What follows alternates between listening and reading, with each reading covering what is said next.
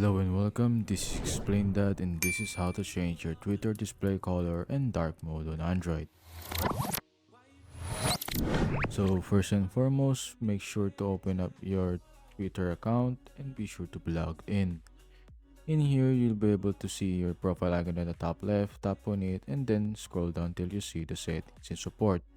Tap on the settings one, and there you'll find the accessibility display and language.